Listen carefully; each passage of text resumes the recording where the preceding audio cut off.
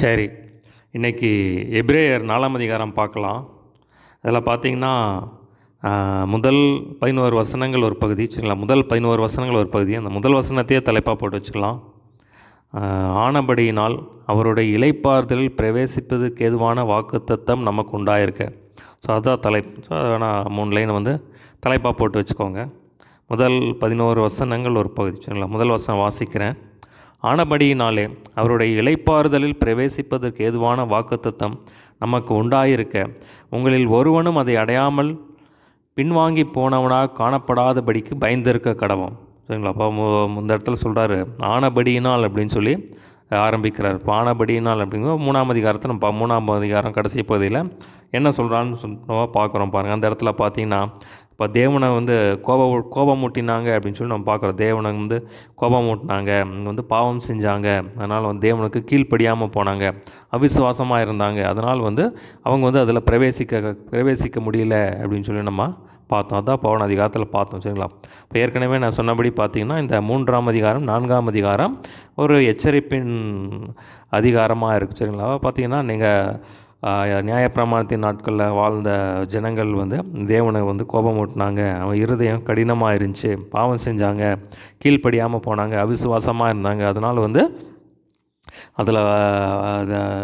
அதில் வந்து பிரவேசிக்க முடியல. அதனால் வந்து நீங்கள் அப்படி இருக்காதீங்க, இப்போ தேவனுக்கு கீழ்ப்படிங்க, உங்கள் இருதயத்தை கடினப்படுத்தாதீங்க, இப்போ தேவனுக்கு வாக்குத்தத்தம் பண்ண இந்த நித்திய ஜீவனை உற்றாதீங்க அப்படின்னு சொல்லி அதை தான் ஒரு எச்சரிப்பின் வார்த்தையாக இந்த இடத்துல சொல்வார், சரிங்களா? தொடர்ச்சி தான், சரிங்களா? பாருங்கள், ஆனபடியினாலே அவருடைய இளைப்பாறுதல் பிரவேசிப்பதற்கு ஏதுவான வாக்குத்தத்தம் நமக்கு உண்டாயிருக்க, உங்களில் ஒருவனும் அதை அடையாமல் பின்வாங்கி போனவனாக காணப்படாதபடிக்கு பயந்திருக்க கடவோம், சரிங்களா? அப்போ பார்த்திங்கன்னா தேவன் வந்து நமக்கு வாக்கு பண்ணியிருக்காரு. என்ன வாக்கு பண்ணியிருக்காரு அப்படின்னா, இளைப்பாறுதல் தருவேன். இளைப்பாறுதல்னால் அந்த நித்திய ஜீவன். ஸோ இந்த உலகத்தில் வந்து நமக்கு பாடுகள் உண்டு, சரிங்களா? இந்த உலகத்தில் வந்து அநேக பாடுகள் வழியாக தான் நம்ம சாகிற வரைக்கும் அந்த பாடுகள் இருக்கும். பார்த்திங்கன்னா தேவன் ஆனால் கூட இருக்கிற உலகத்தின் முடிவு பெருந்தும் கூட இருக்கிறேன் அப்படின்னு சொல்லியிருக்காரு, சரிங்களா? இப்போ என்ன வாக்கு பண்ணியிருக்காரு அப்படின்னா, நித்திய ஜீவனை நமக்கு வாக்கு பண்ணியிருக்காரோ. 1 யோவான் 2:25 வாசிக்கிறோம், நித்திய ஜீவனை அளிப்பேன் என்பதே அவர் நமக்கு பண்ணினா வாக்குத்தத்தமாக இருக்குது அப்படின்னு சொல்லி நம்ம பார்க்குறோம். இது மாதிரி பார்த்திங்கன்னா யோவான் 3:16 நம்ம வாசிக்கிறோம், தேவன் தம்முடைய ஒரே பேரானாய் குமாரனை விசுவாசிக்கிறவன் எவனும் அவன் கெட்டுப்பாகாமல் நித்திய ஜீவனை அடையும்படிக்கு அவர் தந்தள்ளி இவரவா அன்பு கூர்ந்தார். இப்போ யாரெல்லாம் இயேசு கிறிஸ்துவை விசுவாசித்து ஏற்றுக்கொண்டாங்களோ பார்த்திங்கன்னா அவங்களுக்கு வந்து நித்திய ஜீவன் வந்து தேவன் வாக்கு பண்ணுறார். யோவான் 14:2 நம்ம வாசிக்கிறோம். பார்த்திங்கன்னா அதில் அவங்களுக்காக ஒரு ஸ்தலத்தை ஆயத்தம் பண்ண போகிறேன்னு சொல்லி ஆண்டவர் சொல்கிறார். அவங்களுக்காக வந்து ஆயத்தம் பண்ணி வச்சுருக்கேன் அப்படின்னு சொல்லி சொல்கிறார். அந்த பரலோகம் வந்து ரொம்ப மகிமையான இடம் பாருங்கள், அதுதான் ஒரு இளைப்பாறுத இடம் அப்படின்னு சொல்லி சொல்கிறார். வெளிப்படுத்தல் 21, 22 நீங்கள் வாசித்து பார்த்தீங்கன்னா தேவன் நமக்காக உண்டாக்கின அந்த பரலோகம், அந்த புதிய வானம், புதிய பூமி, புதிய எருசலேமாகிய அந்த நகரம், அது ஒரு நகரம், சரிங்களா? ஒரு சதுரமாக இருக்கிற ஒரு நகரம், ஒரு க்யூபாக இருக்கிற ஒரு நகரம், அது எவ்வளோ மேன்மையாக இருக்குது அப்படின்னு சொல்லி இந்த இடத்துல சொல்கிறார். அதை வந்து நீங்கள் ஒருவர் இழந்து போயிடாதீங்க அப்படின்னு சொல்லி சொல்கிறார். ஏன்னா இந்த வாழ்க்கை வந்து ஒன்றுமே இல்லாத ஒரு புகையை போல் ஒரு வாழ்க்கை, ஆனால் வந்து நீங்கள் வந்து அதை வந்து மிஸ் பண்ணிடாதீங்க அப்படின்னு சொல்லி சொல்கிறார். அந்த பரலோக ராஜ்யத்தை தேவன் வாக்குத்தத்தம் பண்ணின அந்த பரலோக ராஜ்யத்தை வந்து நீங்கள் இழந்து போயிடாதீங்க அப்படின்னு சொல்லி சொல்கிறார். ஒருவனும் அதை அடையாமல் பின்வாங்கி போனவனாக காணப்படாதபடிக்கு இந்த முதல்ல வசனத்தை சொல்கிறாரு, தயவு செஞ்சு யாரும் பின்வாங்கி போயிடாதீங்க. அப்போ இயேசு கிறிஸ்துவை ஏற்றுக்கொண்டீங்கன்னா பாடுகள் பிரச்சனைகள் வந்தாலும் அவரை பிடிச்சு நில்லுங்க அப்படின்னு சொல்லி சொல்கிறார். பின்வாங்கி போயிடாதீங்கன்னு சொல்லி, பின்வாங்கி போயிட்டீங்கன்னா இழந்து போயிடுவீங்க அப்படின்னு சொல்லி சொல்கிறார். ஏனெனில் சுவிசேஷம் அவர்களுக்கு அறிவிக்கப்பட்டது போல நமக்கும் அறிவிக்கப்பட்டது. கேட்டவர்கள் விசுவாசம் இல்லாமல் கேட்டபடினால் அவர்கள் கேட்ட வசனம் அவர்களுக்கு பிரயோஜனப்படவில்லை. ஸோ நம்ம வந்து சுவிசேஷம் நமக்கு அறிவிக்கப்பட்டது, நம்ம வந்து சுவிசேஷத்தை விசுவாசித்து நம்ம ஏற்றுக்கொண்டோம், அதனால் பார்த்திங்கன்னா இப்போ விசுவாசிகளாக இருக்கும், அப்போ நமக்கு வந்து அது அந்த வாக்குத்தத்தம் நிறைவேறும் அப்படின்னு சொல்லி சொல்கிறார். ஆனால் கேட்டவர்கள் வந்து மற்றவர்கள் வந்து விசுவாசிக்கல, அதனால் வந்து அவர்களுக்கு அது பிரயோஜனப்படலை அப்படின்னு சொல்லி சொல்கிறார். விசுவாசித்தவர்களாகிய நாமே அந்த இளைப்பாறுதலில் பிரவேசிக்கிறோம். அவருடைய கிரியைகள் உலகத்தோட்டம் முதல் முடிந்திருந்தும் இவர்கள் என்னுடைய இளைப்பாறுதலில் பிரவேசிப்பதில்லை என்று என்னுடைய கோபத்திலே ஆணையிட்டேன் என்றார். ஸோ இந்த வசனம் பார்த்திங்கன்னா விசுவாசப்போ நம்ம வந்து விசுவாசிக்கிறோம், அதனால் வந்து அதில் பிரவேசிக்கிற ஸ்லாக்கியம் நமக்கு கிடச்சிருக்கு அப்படின்னு சொல்லி சொல்கிறார். அவருடைய கிரியைகள் உலகத்தோட்டத்தில் முடிந்திருந்தும் இவர்கள் என்னுடைய இளைப்பாறுதலில் பிரவேசிப்பதில்லை என்று என்னுடைய கோபத்திலே ஆணையிட்டேன் என்றார். ஸோ இந்த வசனம் எங்கே இருக்குது அப்படின்னா நான் 3ஆம் வசனம் பின்பகுதி அது எங்கே இருக்குது அப்படின்னா சங்கீதம் 95:11 சரிங்களா. சங்கீதம் 95:11 பக்கத்தில் 3ஆம் வசனம் பக்கத்தில் போட்டு வச்சுக்கோங்க. இவர்கள் என்னுடைய இளைப்பாறுதல் பிரவேசிப்பதில்லைன்னு சொல்லி கோபத்தில் ஆணையிட்டேன்னு சொல்லி சொல்கிறார். மேலும் தேவன் தம்முடைய கிரியைகளெல்லாம் முடித்து 7ஆம் நாளில் ஓய்ந்திருந்தார் என்று 7ஆம் நாளை குறித்து ஒரு இடத்துல சொல்லியிருக்கிறார். ஸோ பார்த்திங்கன்னா தேவன் வந்து இந்த உலகத்தை வந்து பிதாவாகிய தேவன் இயேசு கிறிஸ்துவை கொண்டு இந்த உலகங்களெல்லாம் உண்டாக்கினான்னு சொல்லி நம்ம பார்க்குறோம் 1ஆம் அதிகாரத்தில். இப்போ இந்த வசனம் எங்கே இருக்குது அப்படின்னா 6 நாள் எல்லாமே உண்டாக்குனார், ஒவ்வொரு நாள் ஒவ்வொன்று உண்டாக்குனார்.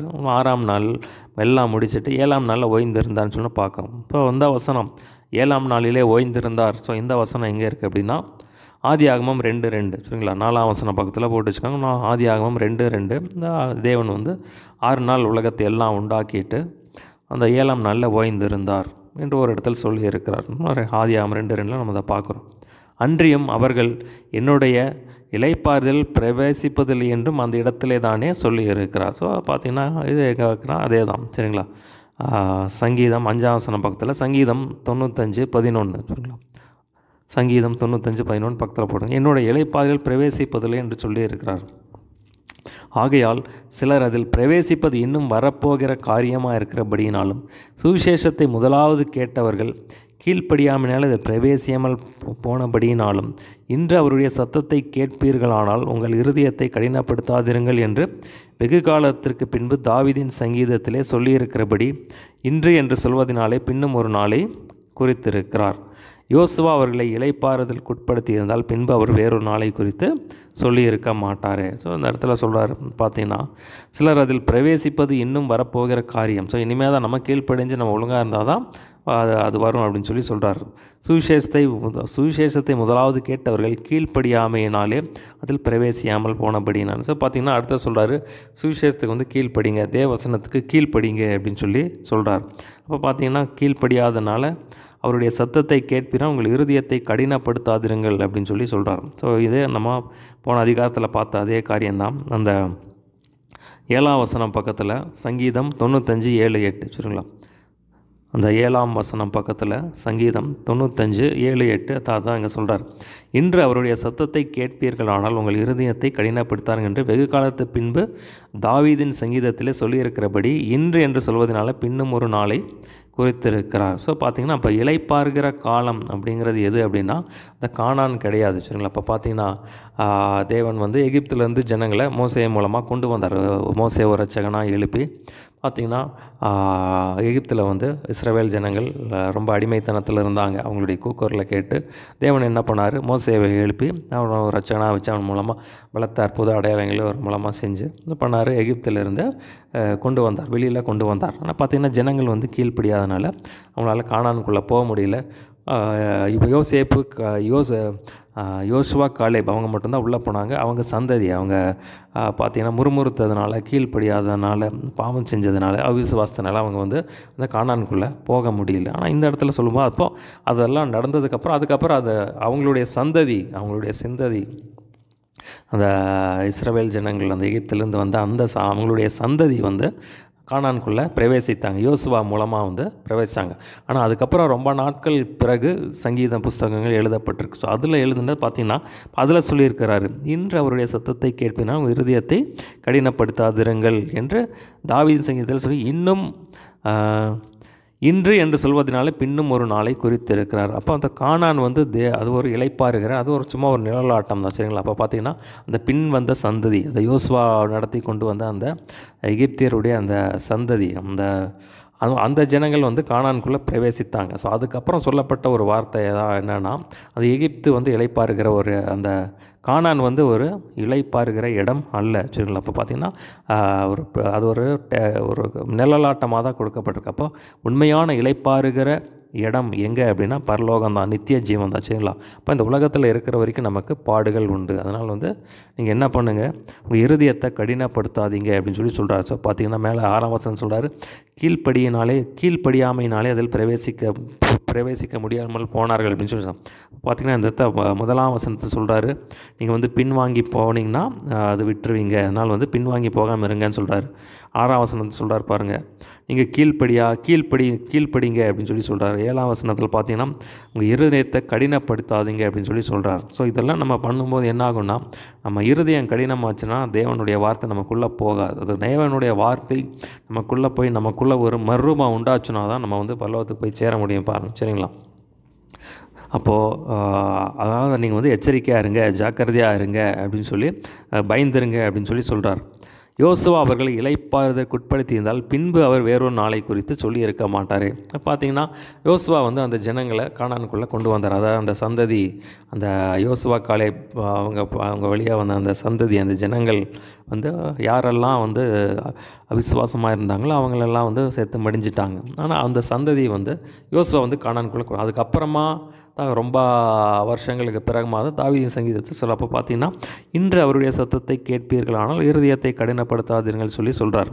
பார்த்திங்கன்னா ரொம்ப வருஷங்களுக்கு பின்பாக எழுதப்பட்ட தாவீதின் சங்கம் இப்போ இன்று அப்படின்னு குடிக்கிறதுனால அவர் என்ன சொல்கிறாரு, இப்போ இணைப்பாக இருக்கிற காரம் இனிதான் வரப்போகுது அப்படின்னு சொல்லி சொல்கிறார் பாருங்கள்.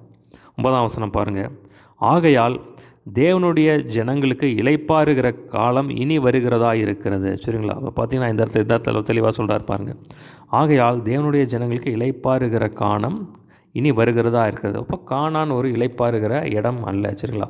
அது ஒரு முழலாட்டமாக இருக்குது. இப்போ நமக்கு தேவன் வந்து வாக்குத்தத்தம் பண்ணியிருக்கிறார். யார் இயேசு கிறிஸ்துவை சொந்த இரட்சகராக ஏற்றுக்கொண்டு அவருடைய வார்த்தையை கைக்கொள்கிறாங்களோ அவங்களுக்கு வந்து தேவன் வந்து இந்த இளைப்பாறுகிற இடம், இந்த இளைப்பாறுகிற தேவன் வாக்குத்தத்தம் பண்ணி அந்த நித்திய ஜீவனை தர்றேன் அப்படின்னு சொல்லி சொல்கிறார். இப்போ இனி வருகிறதா இருக்கிற நம்ம ஓட்டத்தை வெற்றிகரமாக முடித்தோம்னா நமக்கு அந்த இளைப்பாறுகிற இடம், நம்ம என்றென்றைக்கும் தேவனோடு இருக்கிற அந்த இடத்துக்கு நம்ம போய் சேர்ந்துடலாம் தான் இந்த இடத்துல சொல்கிறார். அதை நீங்கள் மிஸ் பண்ணாமல் ஜாக்கிரதையாக இருங்க, அதில் ஜாக்கிரதையாக இருங்க அப்படின்னு சொல்லி சொல்கிறார். வேதத்தில் பார்க்குறோம், பவுல் பார்த்திங்கன்னா 2 தீமோத்தேயு 4:7-8 சொல்கிறாரு, நல்ல போராட்டத்தை போராடினேன், ஓட்டத்தை முடித்தேன், விசுவாசத்தை காத்து கொண்டேன். ஸோ பவுல் பார்த்திங்கன்னா அவர் வந்து ரட்சிக்கப்படுறதுக்கு முன்னாடி ரொம்ப வந்து கொடூரமாக இருந்தார். ஜனங்களை துன்புறுத்தி தேவ ஜனங்களை பிடிச்சி துன்புறுத்திட்டு இருந்தார். அவர் பார்த்திங்கன்னா தேவனே அவரை தொட்டார், இயேசு கிறிஸ்துவே அவரை தொட்டதுக்கப்புறம் வந்து அவர் ரட்சிக்கப்பட்டார். பார்த்திங்கன்னா தன்னுடைய ஓட்டத்தை வெற்றிகரமாக முடித்தார், விசுவாசத்தை காத்து கொண்டார், ஓட்டத்தை முடித்தார். பார்த்திங்கன்னா இப்போ வந்து அங்கே இளைப்பாரி கொண்டு இருக்கிறார். ஸோ அதே மாதிரி தான் நமக்கு கொடுக்கப்பட்ட அந்த ஓட்டத்தை நம்ம வெற்றிகரமாக முடிக்கும்போது நமக்கு அந்த நித்திய ஜீவனை வந்து அந்த இளைப்பாறுகிற இடத்த வந்து தேவன் வந்து வச்சுருக்கார் அப்படின்னு சொல்லி சொல்கிறார். ஆனால் இந்த நாட்கள், இந்த ஒரு வாழ்க்கை வந்து சாதாரண ஒரு புகையை போல ஒரு வாழ்க்கை தான். வச்சுங்களா? அப்போ அது ஒன்றுமே கிடையாது. நம்ம ஒரு பாட்டு ஒன்று பாடுவோம், மண்ணுக்காக மாணிக்கத்தை விட்டுட மாட்டேன். ஸோ பார்த்தீங்களா, இப்போ தேவன் நமக்கு வைத்திருக்கிற இடம் வந்து அது வந்து நினச்சி கூட பார்க்க முடியாத ஒரு அற்புதமான இடம். என்றென்றைக்கும் தேவனோடு கூறிய நித்திய ஜீவன், என்றென்றைக்கும் தேவனோடு கூட இருக்கிற ஒரு ஸ்லாக்கியத்தை ஆண்டவர் நமக்கு கொடுத்துருக்கார் பாருங்கள். இந்த ரட்சிப்பின் மூலமாக ஆண்டவர் நமக்கு அதை கொடுத்துருக்கிறார்.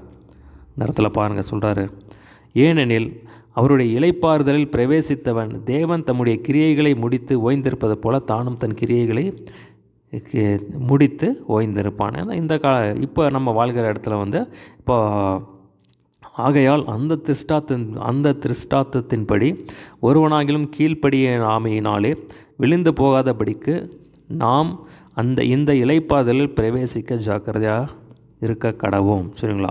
இந்த சொல்கிறார் பாருங்கள். இப்போ வந்து நமக்கு பாடுகள் உண்டு. ஸோ ஆண்டவர் சொல்கிறாரு, இயேசு கிறிஸ்து சொன்னார், உலகத்திலே உங்களுக்கு உபத்திரவம் உண்டு, ஆனாலும் திடன் கொள்ளுங்கள், நான் உலகத்தை ஜெயித்தேன். பார்த்திங்கன்னா நம்ம விதத்தில் பார்க்குறோம், அப்போஸ்தலரில் 14ஆம் அதிகாரத்தில் நம்ம பார்க்குறோம். பார்த்திங்கன்னா நாம் அநேக உபத்திரவம் வழியாக தான் நம்ம பரலோகத்துக்குள்ளே பிரவேசிக்க முடியும். அப்போ நம்ம இருக்கிற வரைக்கும் நமக்கு பாடுகள் உண்டு. சரிங்களா? பார்த்திங்கன்னா அந்த பாடுகளையே ஆண்டவர் விடமாட்டார். ஒரு பாடுகள் இருந்தால் அதில் வேதத்தில் அப்போ நீதிமானுக்கு வரும் துன்பங்கள் அநேகமாக இருக்கும், ஆனால் கர்த்தர் எல்லாவற்றையும் நின்று விடுவிப்பான்னு சொல்லி நம்ம பார்க்குறோம். இப்போ ஒரு துன்பம் வரும், அது போயிடும். பார்த்திங்கன்னா நம்ம மறுபடியும் வேறு ஒன்று வரலாம். சரிங்களா? வேறு ஒன்று வரலாம். இப்படியே தான் இருக்கும். ஆனால் தேவன் நம்ம பிடிச்சி நிற்கும்போது தேவன், ஆனால் ஒரு டைம் வரும் பாருங்கள், எல்லாமே நம்ம முடித்து நம்ம மரணத்தை சந்திக்கும்போது பரலோகத்தில் போய் நம்ம வந்து தேவனோட ஒரு இளைப்பாறுகிற இடத்த நமக்கு வச்சுருக்கார். அதனால் வந்து அதை வந்து நீங்கள் இழந்து போகாமல் இருங்க அப்படின்னு சொல்லி சொல்கிறார். இப்போ இந்த இடத்துல சொல்கிறாரு, எப்படி தேவன் வந்து 6 நாள் உலகத்தை சிருஷ்டித்து 7ஆம் நாளில் ஓய்ந்திருந்தாரோ அதே மாதிரி இந்த இடத்துல அந்த திருஷ்டாத்தின்படி தான் சொல்கிறார். ஆகையாலே அந்த திருஷ்டாத்தத்தின்படி ஒருவனாகிலும் கீழ்ப்படியாமையினாலே விழுந்து போகாதபடிக்கு நாம் இந்த இளைப்பாறுதல் பிரவேசிக்க ஜாக்கிரதையாக இருக்க கடவோம். ஸோ பார்த்திங்கன்னா இப்போ தேவன் எப்படி 6 நாள் தன்னுடைய வேலையெல்லாம் முடித்து 7ஆம் நாள் ஓய்ந்திருந்தாரோ அதே மாதிரி நமக்கு இந்த உலகத்தில் வாழ்கிற வரைக்கும் நமக்கு பாடுகள் தான். எப்போ நம்ம மரணத்தை சந்திக்கிறோமோ அப்போ நம்முடைய ஓட்டத்தை நம்ம வெற்றிகரமாக முடித்து நம்ம மரணத்தை சந்திக்கிறோமோ அப்போ நம்ம தேவனிடத்தில் போய் இளைப்பாறுவோம் அப்படின்னு சொல்லி அந்த திருஷ்டாத்தின்படியாக அவங்களுக்கு நடக்கும் அப்படின்னு சொல்லி சொல்கிறார். அதனால் நீங்கள் கீழ்ப்படியாமையினாலே விழுந்து போகாதபடி ஜாக்கிரதையாக இருங்க அப்படின்னு சொல்லி சொல்கிறார். சரிங்களா? 1ஆம் அதிகாரத்தில் 1ஆம் வசனத்தில் சொல்கிறாரு, பின்வாங்கி போயிடாதீங்க அப்படின்னா அதை நீங்கள் இழந்து போயிடுவீங்க அப்படின்னு சொல்லி சொல்கிறார். 6ஆம் வசனத்தை சொல்கிறாரு, மறுபடியும் 4ஆம் வசனத்தை சொல்லி 4ஆம் வசனத்துலேயும் 11ஆம் வசனம் கீழ்ப்படியாமலே விழுந்து போகாது அப்படி ஜாக்கிரதையாக இருங்கன்னு சொல்கிறார். 7ஆம் வசனத்தை சொல்கிறார், நீங்கள் தேவனுடைய சத்தத்துக்கு கீழ்ப்படிங்க, அவங்க இருதயத்தை கடினப்படுத்தாதீங்க அப்படின்னு சொல்லி சொல்கிறார். சரிங்களா? அப்போ அது ரொம்ப ஒரு முக்கியமான ஒரு காரியம் பாருங்கள். சரிங்களா? பார்த்திங்கன்னா அது ஒரு மகிமையான இடம். அது நம்ம நினச்சி பார்க்க முடியாத இடம். பார்த்திங்கன்னா வேதத்தில் பார்க்குறோம், உலகமும் அது நிச்சயம் எல்லாம் ஒளிந்து போகும் அப்படின்னு சொல்லி சொல்கிறார். மாம்சத்தை நிச்சை, கண்களை நிச்சை, ஜீவனத்தின் பெருமை இதெல்லாம் உலகத்தினால் உண்டானவைகள், பிதாவினால் உண்டானவைகள் அல்ல அப்படின்னு சொல்லி ஒன்றுமே இல்லாத இந்த காரியத்துக்காக நம்ம போய் மயங்கி போய் இதில் போய் விழுந்துட்டோம்னா அப்போ அந்த தேவன் வச்சிருக்கிற அந்த மகிமையான இடத்த நம்ம இழந்து போயிடுவோம் பாருங்கள். சரிங்களா? இப்போ கொஞ்சம் கீழ்ப்படுகிறது கொஞ்சம் கஷ்டம்தான், ஆனால் தேவன் நமக்கு உதவி செய்கிறார் பாருங்கள். அதனால் பார்த்திங்கன்னா அந்த இளைப்பாறுதல் பிரவேசிக்க ஜாக்கிரதையாக இருக்க கடமை அப்படின்னு சொல்கிறார். முதல் வசனம் சொல்கிறார், நீங்கள் பயந்துருங்க அப்படின்னு சொல்லி சொல்கிறார். பார்த்தீங்கன்னா 16ஆம் வசனம் சொல்கிறார், நீங்கள் அதில் இழந்து போகாதபடி நீங்கள் பிரவேசிக்க ஜாக்கிரதையாக இருங்க அப்படின்னு சொல்லி சொல்கிறார். மத்தேயு சொல்லும்போது சொல்கிறாரு, இடுக்கமான வாசல் வழியாய் பிரவேசிங்கள். சரிங்களா? இடுக்கமான வாசல் வழியாய் பிரவேசிங்கள். ஸோ இப்போ பரலோகத்துக்கு போகிறது கொஞ்சம் கடினமான பாதை தான். சரிங்களா? குறுகலான பாதை தான். இப்போ தேவனுடைய வார்த்தை, ஸோ எப்படி வேணாலும் வாழ்ந்தால் நரகத்துக்கு போயிடலாம், எப்படி வேணாலும் எப்படி வேணால் வாழலாம் அப்படின்னு இருந்தீங்கன்னா நரகத்துக்கு போயிடலாம். சரிங்களா? அது பிரச்சனையே கிடையாது. ஆனால் பரலோகத்துக்கு போகணுன்னா இப்படி தான் போகணும் அப்படின்னு சொல்லி ஆண்டவர் வச்சுருக்கார். அப்போ தேவனுடைய வார்த்தையின்படியாக நம்ம ஒப்பு கொடுத்து நடந்தோம்னா தான் பரலோகத்துக்கு போக முடியும். சரிங்களா? அதில் நீங்கள் எச்சரிக்கையாக இருங்க, ஜாக்கிரதையாக இருங்க அப்படின்னு சொல்லி சொல்கிறார். அடுத்தா பாருங்கள், 12ஆம் வசனம் 13ஆம் வசனம் அடுத்த பகுதி. 12ஆம் வசனம் 13ஆம் வசனம் அடுத்த பகுதி. அந்த 12ஆம் வசனத்தை தலைப்பாக போட்டு வச்சுக்கோங்க. தேவனுடைய வார்த்தையானது அதுதான் தலைப்பு. சரிங்க? அதை தலைப்பாக போட்டு வச்சுக்கோங்க. தேவனுடைய வார்த்தையானது அதான் தலைப்பு. 12-13.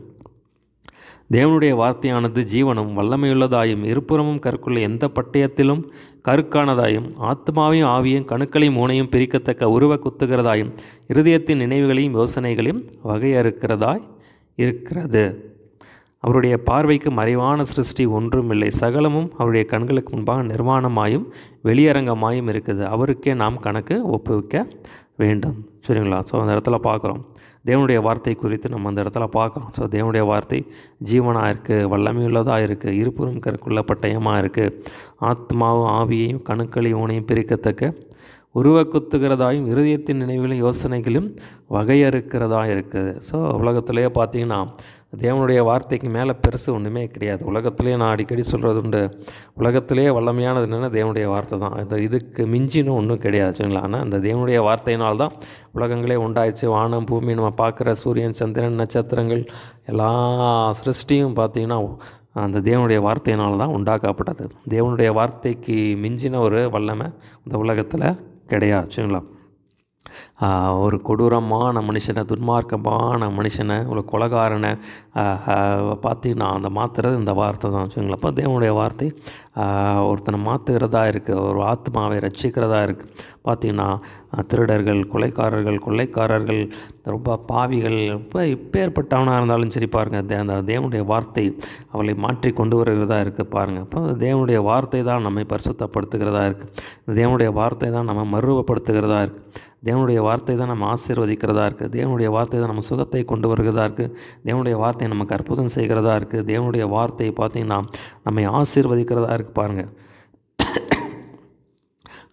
தேவனுடைய வார்த்தை நம்ம விடுதலை தருகிறதா இருக்குது. தேவனுடைய வார்த்தை நமக்கு ஆறுதல் தருகிறதா இருக்குது. தேவனுடைய வார்த்தை நம்மை பாதை காட்டுகிறதா இருக்குது. தேவனுடைய வார்த்தையில் இல்லாததே ஒன்றுமே இல்லை. சரிங்களா? தேவனுடைய வார்த்தையில் முடியாததுங்கிறது ஒன்றுமே இல்லை. தேவனுடைய வார்த்தையில் கூடாது அப்படின்னு சொல்லி தேவனுடைய வார்த்தையில் இல்லாத ஒன்றுமே இல்லை.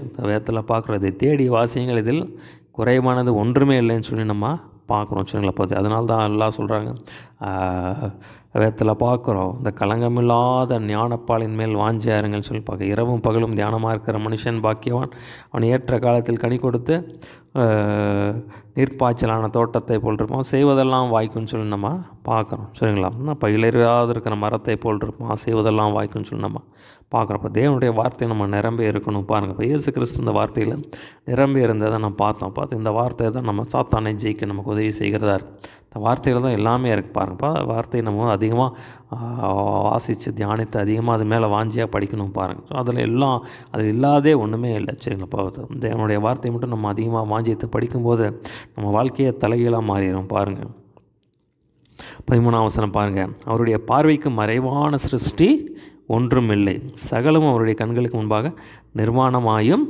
வெளியரங்கமாக இருக்க அவருக்கே நாம் கணக்கு ஒப்புவிக்க வேண்டும். சரிங்களா? இப்போ பார்த்தீங்கன்னா தேவனுக்கு மறைவானதுன்னு சொல்லி ஒன்றுமே கிடையாது. எல்லாமே அவருடைய கண்களுக்கு முன்பாக எல்லாமே அவருக்கு மறைஞ்சு நீங்கள் எதுவுமே செய்ய முடியாது. அதான் சங்கீதம் 139 வாசிக்கிறோம், என் உட்கார்தலையும் அறிந்திருக்கிறீர், என் நினைவுகளை தூரத்திலிருந்து அறிகிறீர், நடந்தாலும் படுத்திருந்தாலும் என்னை சூழ்ந்திருக்கிறேன், என் வழிகளெல்லாம் நமக்கு தெரியும், என் நாவில் சொல் புழுவாதற்கு முன்னே அதையெல்லாம் இருக்குது, நான் நினைக்கிறத அவர் அறிவார், நான் எங்கே போனாலும் அவருக்கு தெரியும், நான் படுத்தா தெரியும், நடந்தால் தெரியும், நின்னா தெரியும், எல்லாமே அவருக்கு தெரியும், முன்னாடி பின்னாடி அவர் எல்லாமே அவர் தான், அவருடைய கண்ட்ரோலில் தான் இருக்குது. சரிங்களா?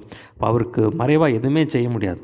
அதில் பாருங்கள், 7ஆம் வசனத்தில் வாசிக்கிறேன், 7ஆவதுலேருந்து சங்கீதம் 139 7லேருந்து, உம்முடைய ஆவிக்கு மறைவாக எங்கே போவேன், உம்முடைய சமூகத்தை விட்டு எங்கே ஓடுவேன், நான் வானத்திற்கு ஏறினாலும் நீர் அங்கே இருக்கிறீர், நான் பாதாளத்தில் படுக்கை போட்டாலும் நீர் அங்கேயும் இருக்கிறீர், நான் விடியற்காலத்து செட்டைகளை எடுத்து சமுத்திரத்தின் கடையாந்தங்களே போய் தங்கினாலும் அங்கேயும் உமது கை என்னை நடத்தும், உமது வலது கரம் என்னை பிடிக்கும்.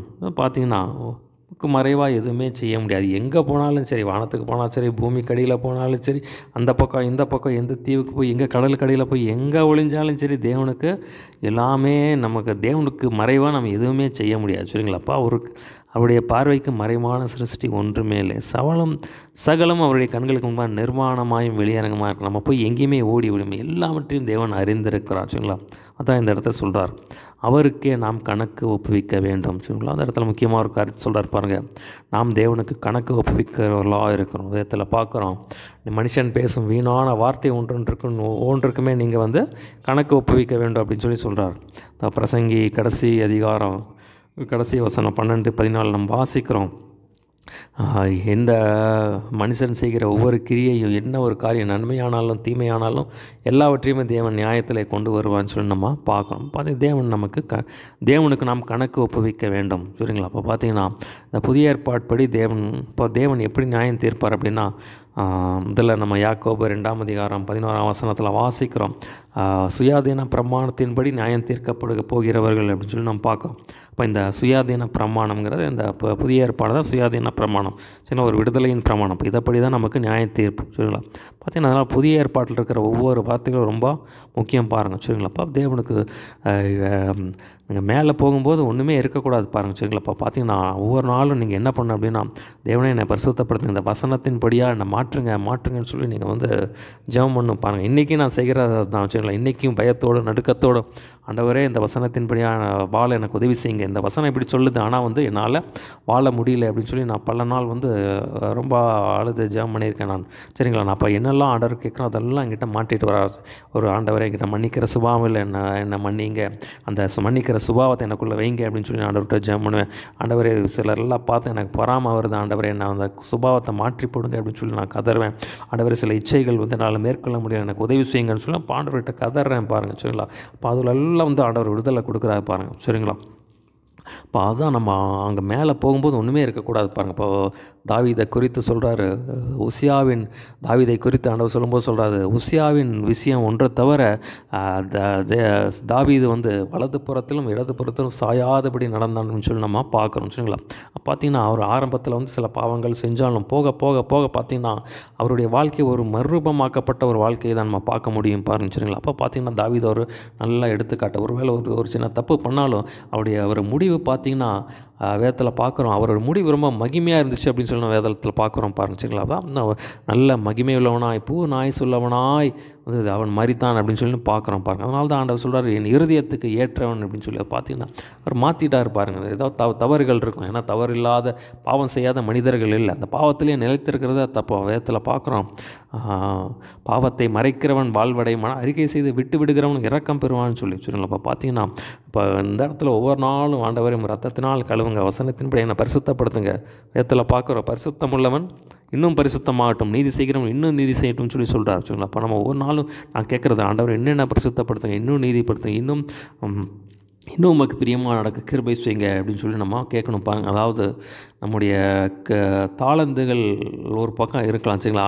ஆண்டவர் சில கிருபைகள் கொடுத்துருக்கலாம், சில தாளந்துகள் கொடுத்துருக்கலாம். அந்த தாளந்தை வச்சு நம்ம பரலோகத்துக்கு போக முடியாது. சரிங்களா. அதான் மத்தேயு 7ஆம் அதிகாரத்தில் பார்க்குறோம். அந்த இடத்துல அவங்க வந்து சொல்கிறாங்க, ஆண்டவரே நாங்கள் உங்கள் நாமத்தினாலே தீர்க்க தரிசனம் சொன்னோம், உங்கள் நாமத்தினாலே பிசாசுகளை துரத்துறோம், நாமத்தினால் அற்புதம் செய்தோம் அப்படின்னு ஆண்டவர் சொல்கிறார். அக்கிரம செய்கிறக்காரரே அப்படின்னு சொல்லி சொல்கிறார். சரிங்களா. பார்த்திங்கன்னா ஒரு தாளந்துகள், இந்த கிருபைகள், இந்த வரங்களை வச்சுட்டு வந்து நம்ம அந்த தாளந்துகள் வரங்களை வச்சுட்டு நம்ம வந்து நம்ம செய்கிற ஊழியஞ்சனால நம்ம பரலோகத்துக்கு போகணும்னு சொல்லி சொல்ல முடியாது. சரிங்களா. அப்போ பார்த்திங்கன்னா தேவனுக்கு முன்பாக ஒரு பரிசுத்த வாழ்க்கை, ஒரு கரையற்ற வாழ்க்கை இருந்தால் தான் நம்ம பரலோகத்துக்கு போக முடியும். சரிங்களா. அப்போ பார்த்திங்கன்னா இங்கேயே எல்லாம் சரி பண்ணிடணும் பாருங்கள். ஒரு தேவன் போகும்போது ஆண்டவர் என்ன சொல்லணும், நம்ம மேலே போகும்போது ஆண்டவர் சொல்லணும், உத்தம ஊழியக்காரனே அப்படின்னு சொல்லி ஆண்டவர் சொல்லணும் பாருங்கள். அதுக்கு தான் நம்ம இவ்வளோ பிரயாசப்படுறோம் பாருங்கள். பவுல் பார்த்தீங்கன்னா ஒரு தன்னோட ஓட்டத்தை ரொம்ப வெற்றிகரமாக முடிச்சார் பாருங்க. அவர் சொல்கிறாரு, நான் மேலே போனால், அவர் சொல்கிறாரு, நான் மேலே போனால் ஆண்டவர்கிட்டருந்து அந்த நியாய தீர்ப்பை வாங்குறது எனக்கு வந்து அற்பமான காரியம் அப்படிங்கிறார். ஏன்னா இங்கே வந்து அவ்வளோ பர்ஃபெக்டாக இருக்கே அப்படின்னு சொல்லி சொல்கிறாரு பாருங்கள். சரிங்களா. அப்போ அந்த அளவுக்கு ஒரு சாட்சி உள்ள வாழ்க்கையை வாழ்ந்தார் சொல்லி நமக்கு ஒரு பெரிய சவால் பாருங்கள். சரிங்களா. பார்த்தீங்கன்னா அப்படியா நம்ம ஒரு நாளும் இயேசு கிறிஸ்துவின் வார்த்தையினால் ஒரு ரத்தத்தினால் கழுவப்பட்டு நம்மை சுத்திகரித்து கொண்டே இருக்கணும். அப்போ என்ன ஆகணும், ஆண்டவர் இன்னும் பரிசுத்தப்படுத்தி நம்மளை பூர்ணப்படுத்துவார் பாருங்க. சரிங்களா. அப்போ பார்த்தீங்கன்னா மேலே போகும்போது நம்ம தைரியமாக ஒரு இடத்துல போகலாம். சரிங்களா. அடுத்த பகுதி 14 முதல் 16 வரை அடுத்த ஒரு முக்கியமான பகுதி. சரிங்களா. அதில் 15ஆம் வசனம் பின்பகுதியாக தலைப்பாக போட்டுக்கலாம். பாவமில்லாத பிரதான ஆசிரியரே நமக்கு இருக்கிறார். அதாவது 15ஆம் வசனம் பின்பகுதியை தலைப்பாக போட்டு வச்சுக்கோங்க. பாவமில்லாதவராக இருக்கிற பிரதான ஆசிரியரே நமக்கு இருக்கிறார். சரிங்களா. அதை தலைப்பாக போட்டு வச்சுக்கோங்க. 14ஆம் வசனம் வாசிக்கிறேன். ரொம்ப ஒரு முக்கியமான பகுதி, ஒரு அற்புதமான பகுதி பாருங்கள். வானங்களின் வழியாய் பரலோகத்திற்கு போன தேவகுமாரனாகிய இயேசு என்னும் மகா பிரதான ஆசாரியர் நமக்கு இருக்கிறபடினால் நாம் பண்ணின அறிக்கையை உறுதியாய் பற்றி கொண்டிருக்க கடவோம். சரிங்களா. அப்போ பார்த்தீங்கன்னா இப்போ இயேசு கிறிஸ்துவை நமக்கு இந்த இடத்துல சொல்கிறாரு பாருங்கள். அதாவது 3ஆம் அதிகாரம் 4ஆம் அதிகாரத்தில் வந்து ஒரு எச்சரிப்பை சொல்லிட்டு அதில் 2ஆம் அதிகாரம் கடைசியில் சொல்கிறாரு, அவர் தாமே சோதிக்கப்பட்டு உதவி செய்ய வல்லவராக இருக்கான்னு சொல்லி சொல்கிறார். இந்த இடத்துல அதே மாதிரி தான் சொல்கிறார் பாருங்கள். இந்த இடத்துல முடிக்கும்போது சொல்கிறாரு, நமக்கு உதவி செய்ய ஒரு மகா பிரதான ஆசாரியர் உண்டு அப்படின்னு சொல்லி சொல்கிறார். 15ஆம் வசனம் பாருங்கள்.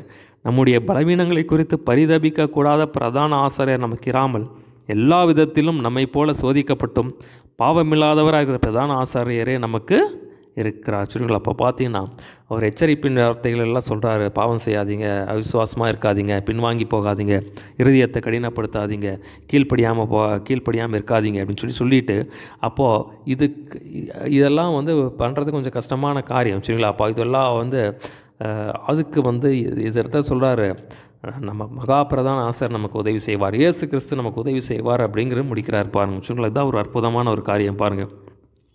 நம்முடைய பலவீனங்களை குறித்து பரிதபிக்கக்கூடாத பிரதான ஆசிரியர் நமக்கு இராமல் எல்லா விதத்திலும் நம்மை போல சோதிக்கப்பட்டும் பாவமில்லாதவராக இருக்கிற பிரதான ஆசிரியரே நமக்கு இருக்கிறார். அதனால் நாம் இரக்கத்தை பெறவும் ஏற்ற சமயத்தில் சகாயம் செய்யும் கிருபையை அடைவும் தைரியமாய் கிருபாசனத்தினிடையிலே வருவோம். அப்போ தேவன் போதுமானவராக இருக்கிறார். அப்போ ஆண்டவர் நமக்கு உதவி செய்வார் பாருங்கள். ஆண்டவரே எனக்கு இப்போ ஆண்டவர்கிட்ட போய் இப்போ எல்லோரும் பலவீனமுள்ள மனுஷர்கள் தான், ஆண்டவரே எனக்கு உதவி செய்யுங்க அப்படின்னு சொல்லும்போது இப்போ இயேசு கிறிஸ்து நமக்கு உதவி செய்கிற பாவமில்லாத பிரதான ஆசாரியராக இயேசு கிறிஸ்து நமக்கு உதவி செய்ய வல்லவராக இருக்கிறார்னு சொல்லி இந்த இடத்துல முடிக்கிறார் பாருங்க. சொல்லி தான் ஒரு அற்புதமான காரியம். 14ஆம் வசனத்தில் பார்த்தீங்கன்னா நம் பண்ணின அறிக்கையை உறுதியாய் பற்றி கொண்டிருக்க கடவோம். சரிங்களாப்பா. என்ன அறிக்கை அப்படின்னா பார்த்தீங்கன்னா நம்ம எபிரேயர் 10:23 வாசிக்கிறோம். அல்லாமலும் நம்முடைய நம்பிக்கை அறிக்கையிடுதல் அசைவில்லாமல் உறுதியாக இருக்க கடவோம். வாக்குத்தத்தம் பண்ணினவர் உண்மையுள்ளவராக இருக்கிறாரு. ஸோ பார்த்தீங்கன்னா நம்ம வாக்குத்தத்தங்கள் தேவன் என்ன வாக்குத்தத்தை கொடுத்தாரோ அதை வந்து நீங்கள் அறிக்கை பண்ணுங்கள். இப்போ ஏசப்பா உமக்கு ஸ்தோத்திரம், நித்திய ஜீவனை கொடுக்க போகிறீரே உமக்கு ஸ்தோத்திரம், ஆவி ஆத்மா சரீரம் குற்றமற்றதாக இருப்பேன் காப்பேன்னு சொன்னீரே உமக்கு ஸ்தோத்திரம். தேவனே எங்களுடைய சாபங்கள் எல்லாம் நீ சிலுவையில் சுமந்து தீர்த்து விட்டீரே சோத்திரங்க, வியாதியை சுமந்து தீர்த்து விட்டீரே உமக்கு ஸ்தோத்திர, பலவீனங்களை சுமந்து தீர்த்து விட்டீரே உமக்கு ஸ்தோத்திரம், வலுவாதபடி காப்பேன்னு சொன்னீரே உமக்கு ஸ்தோத்திரம், உனக்கு விரோதமாக உருவாக்கப்படும் எந்த ஆயுதம் வாய்க்காதே போன்னு சொன்னீரே உமக்கு ஸ்தோத்திரம் சொல்லு. ஆண்டவர் நிறைய வாக்கு பண்ணியிருக்கான். உன்னை விட்டு விலகுவதும் இல்லை, உன்னை கைவிடுவேன்னு சொன்னீரே உமக்கு ஸ்தோத்திரம். இப்போது இருக்கிற பொல்லாத பிரபஞ்சத்திலிருந்து விடுவிக்கும்படி அதுக்காக நீர் வந்து சிலுவைக்கு போனீரே, அதுக்காக சிலுவையில் உண்மை ஒப்பு கொடுத்தீரே உமக்கு ஸ்தோத்திரம். எங்களுக்கு உதவி செய்ய வல்லவராக இருக்கிறீரே உமக்கு ஸ்தோத்திரம் சொல்லி இதெல்லாம் வாக்கு தத்துவம் விசேஷம் ஆண்டவர் உங்களுக்குன்னு கொடுத்துருப்பார் பாருங்க வச்சுங்களா.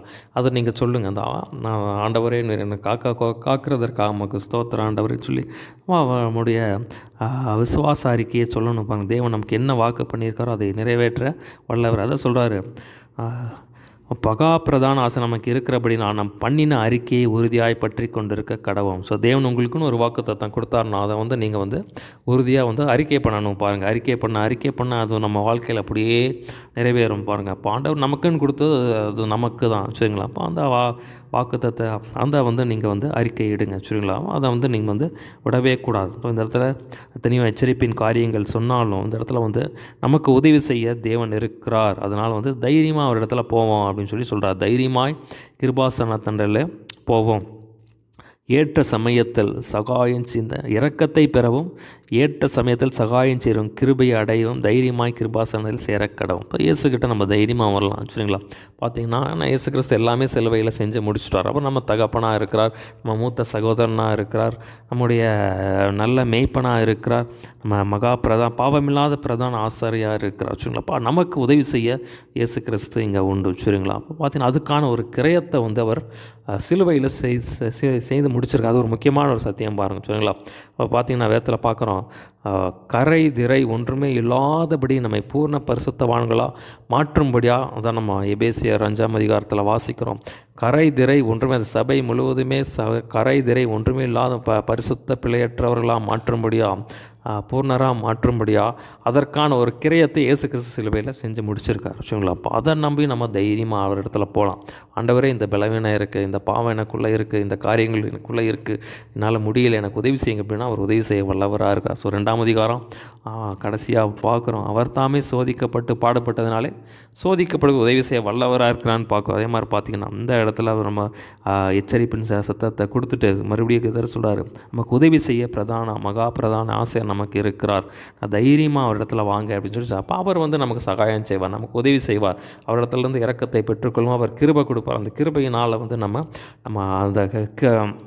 நம்ம வந்து பின்வாங்கி போக மாட்டோம். தேவனுடைய கிருபை இருந்துச்சுன்னா நம்ம பின்வாங்கி போக மாட்டோம் பாருங்கள். நமக்கு கீழ்ப்படுகிற ஒரு இறுதியத்தை ஆண்டவர் தருவார். அப்போ நம்ம இறுதியம் வந்து நம்ம லகுவாக இருக்கும் பாருங்கள் சரிங்களா. அப்போ இறுதியம் வந்து நம்ம லகுமாக இருக்கும், நம்ம கீழ்ப்படியாமல். அப்போ பார்த்திங்கன்னா நம்ம தேவன் அந்த வாக்குத்தத்தம் பண்ண அந்த இளைப்பாறுகிற இடத்த நம்ம வந்து பெற்றுக்கொள்ளலாம் சரிங்களா.